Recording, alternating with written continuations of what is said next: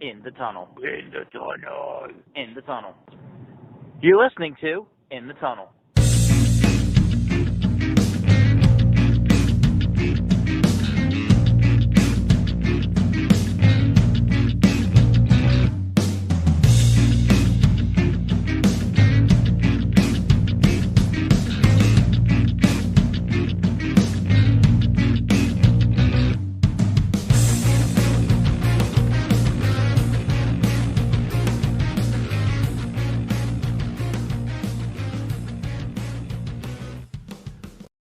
Hello and welcome to In the Tunnel, March Madness edition, where we see what the wheel has divined for the round of 32. Yes, this is your pre-recorded edition, um, which is weird. You would have thought that maybe that would have been something we did, during a pandemic or like a couple of years ago. But this show has always been remote status, so doesn't really change anything. Yeah, so as you can see, the wheel has already graced us with its choices, and let's just see, starting with our West, who has reigned supreme? Right. So in the West region, in the 1 versus 16 of Florida State versus Cleveland State, the underdog does prevail. It was Cleveland State coming out with a win. Yep, Um, so you'll see in this show we have a little bit of, I mean, it's always random draw when it comes to the wheel, yep. but uh, Um, actually maybe not as random this year as it has been in prior years. So. I mean, yeah, I think there was a little like it was weird when we were looking at what the choices were, how we saw some patterns develop. Anyway, the 8-9 matchup, Coastal Carolina won that one. Yes, Uh, the first 8 seed of the tournament, 8-9 game, the 8 seed prevails. And I think what we'll find to be a storyline in this, but moving on in the 5-12 matchup of West Virginia versus Southeastern Louisiana, we again have an underdog of Southeastern Louisiana moving on. yep. And the round out the first four, the 4 and 13 matchup has Alabama A&M moving on. So to recap, we have the 16 seed, the 8 seed, the 12 seed, and the 4 seed. Yeah, Underdog favorite, underdog favorite. That indeed was not the case moving down the bracket when we look at the 6 and the 11 seed matchup of Oregon State and Omaha. yeah. So, Omaha was the winner of the play-in yep. matchup, and they played, what was it, Middle Tennessee? No, Eastern Illinois? no. Middle Tennessee and Eastern Illinois played each other later. Okay, so, yeah. Anyway, it was Oregon State, the 6 seed, moving on despite their absolutely atrocious record.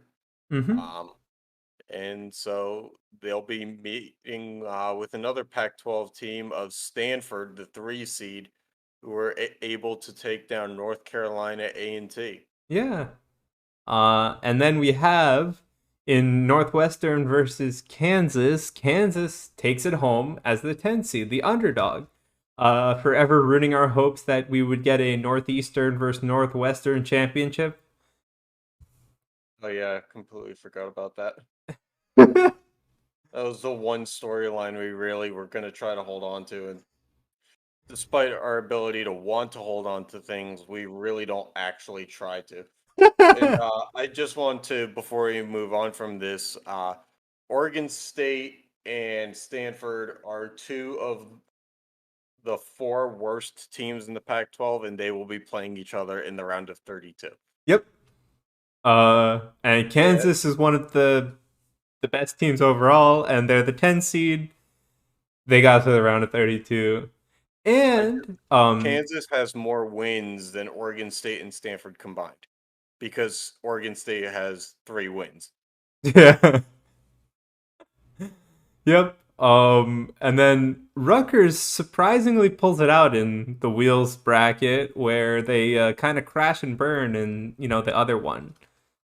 Well, I don't know about crash and burn in the other one. They did go to overtime, but Yeah, but they still burned. yeah, I mean, anytime you lose to Notre Dame in a sport that isn't football, that is considered a burn of some sorts. Yeah. Mostly because, like, I'm sure Notre Dame is good at other sports, but you really want to be able to say that you beat them because they're that much worse compared to their football program. Yep. So yeah, rounding it out. So we have 6, 3, 10, and 2. Uh, two favorites, an underdog, and a favorite to round out this section of the round of 32. Yep. So it'll be interesting to see. Now we get the actually unlike other years, we have a quadrant or a region, if you will, that has some Power 5 presence. Um, Not so much in the top half of the bracket, but all of the bottom half. Yeah. And so All we'll, right. we'll see what that means going forward. If it means anything, you never know. Well, I mean, there is also the thought process too. Half of the teams are that are of Power Five presence are going to be gone, and then that will be reduced to one before they play.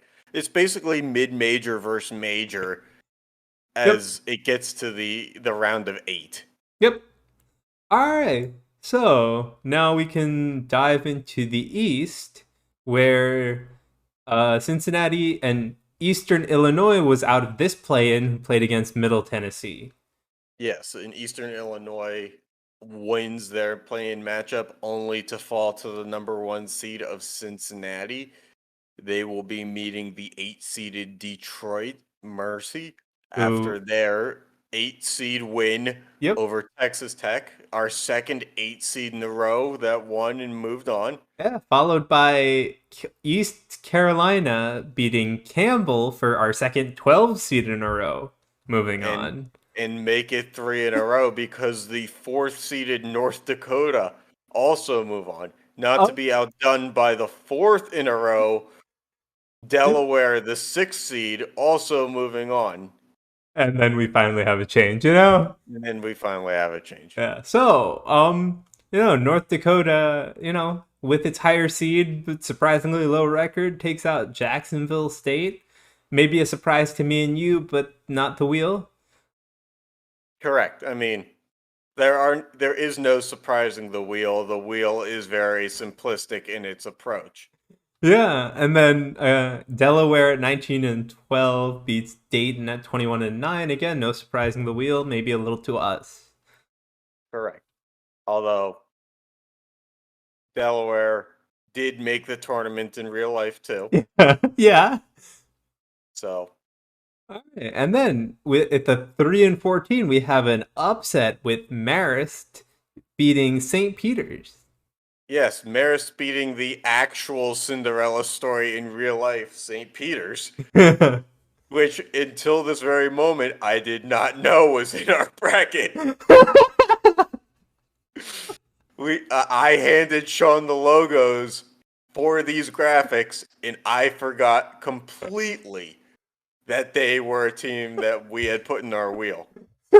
Which, by the way, the fact that we had both Delaware and St. Peter's and Rutgers and Kansas and Wake Forest, and I have to go back through the other. We'll go through. Normally, we have very few teams in here that I are think actually in the the last tournament. 2 times we only had 2 teams that made it. Yeah, Anyway, so we'll go and we'll see the others that may have made it in the next few rounds. But let's continue with number 7 losing to number 10 Canisius. Anything to say about that one, Jeremy? Sorry, I'm in La La Land over here. Yeah, I mean 7 to 10. Close There's a enough. lot of close enough. Yeah, figures. And then a big upset in Arkansas State taking out Wake Forest in the first round. Yes, absolutely. Another 15 to go down. In theory, that is a crazy thing to happen, but as we can see this year, maybe not so much. So here we are looking at that again and wondering what could have been. Yeah, so again, we have the 1 seed for the first time making it in Cincinnati, 8, 12, 14, and 6 all making it again. Or 8, 12, 4, and 6, sorry. And then 14, Marist upsetting, Canisius upsetting, and Arkansas State upsetting. All right, so let's take a look at the left side of the bracket with the South, where Seattle won it. Did Seattle? Seattle had its play-in game and won, Correct. only to lose to Sacred Heart Sacred Heart. immediately. Yes, immediately. Another 1 seed taking the crown and completely irrelevant, but I have come up with the total. So far, we are at 6 teams in the real life tournament that are in ours as well, which is not bad when we're, 32 teams in? Yeah. Because normally we bat around 3 for 64. So Yeah, now something 6 like at that. 2 or 32 is 3 for pretty good. 64. Yeah.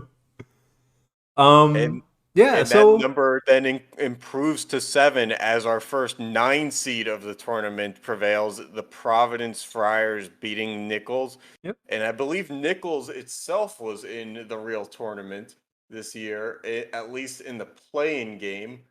That counts. I mean, we Nope, had 68 teams, you know. nope, they were in the NIT. Never mind. All right. But USC brings us another team, and that brings us up to 8 because they are the 12 seed that takes down the 5 seed in Nevada. Yeah, followed by Troy, another 4 seed making it through, this time against Idaho at 13. So yeah, I think this 3 is straight 4 seeds. yeah, 12 and 4 has been pretty good. It looks like Pretty good. 8 has been handed its first loss. But, Um, yep. I don't think a But play-in team has won yet.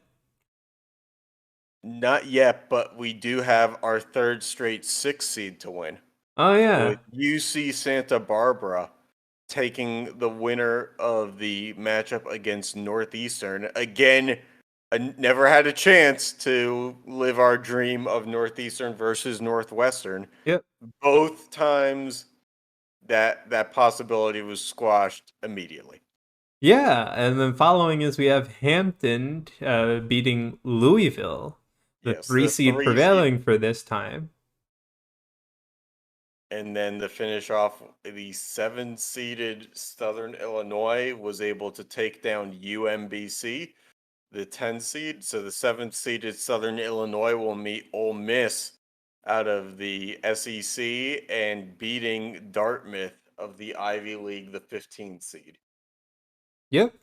So yeah, so again, no play-in team has won yet. We have Sacred Heart, our second 1 seed to move forward. Providence, our first 9 seed.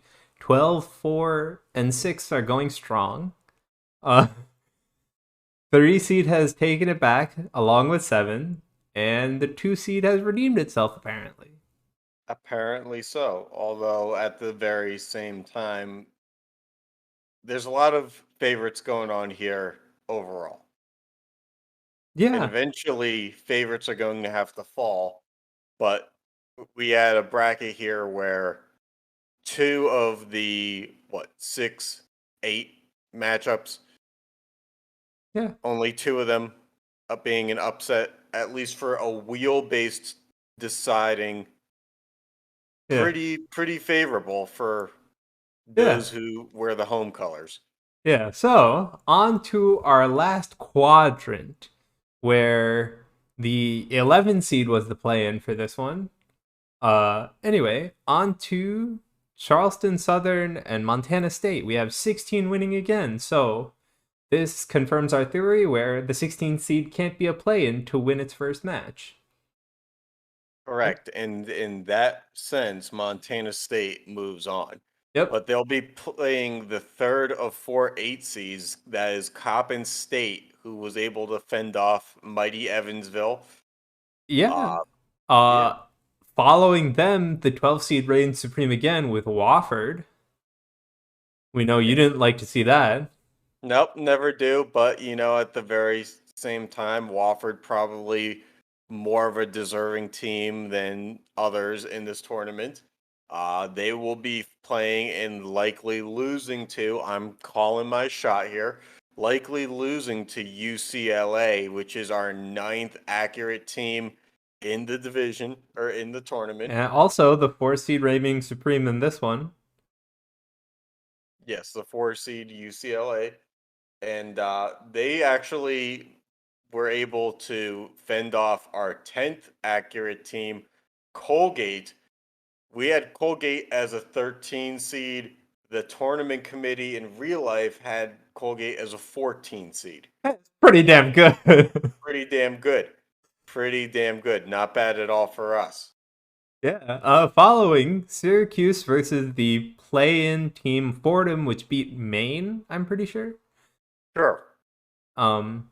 Yeah, so the first and only play-in team to win, I'm also pretty sure, in Much like Fordham. real life. Much like real life. You get a play-in or two to win. Yeah. And yeah, so they'll be playing the 3 seeded Marquette, Marquette being our 11th accurate team. Marquette in real life was a 9 seed. This one, they're a 3 seed. We'll see if they can beat 11 seeded Fordham. And in the lower four, we'll have the 10th seeded UAB, our 12th team that was Yep. actually in the tournament. They will have played Kent State, and not only did they play Kent State, they beat Kent State, and that prize means a trip to Rio de Janeiro, or not Rio de Janeiro, jeez. Rio de Janeiro. They're Yeah, I going don't all think so. the Midwest. The Midwest region is all the way to the Mid East now. They're going to play Texas Rio Grande, the 2 seed, which was able to hold off the 15th seeded Niagara. Yep. So, just a quick recap. So here we have our full bracket. So Cleveland State, Coastal Carolina, Southeast Louisiana, Alabama A&T, Oregon A&M. State, Stanford, Kansas, and Rutgers were from the West. Mm-hmm. We have Cincy, Detroit Mercy, East Carolina, North Dakota, Delaware, Marist, Canisius, and Arkansas State from the East. And then we had Sacred Heart, Providence, USC, Troy, UC Santa Barbara, Hampton, Southern Illinois, and Ole Miss from the South.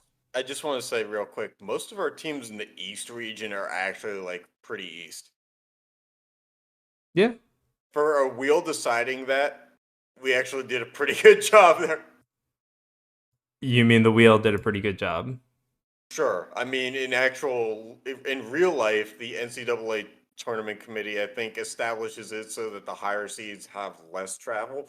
So for us to have a 1 seed that's Cincinnati, that's a pretty fucking strong thing. And a 2 seed of Wake Forest, 3 seed of St. Peter's. All three of those meet the criteria.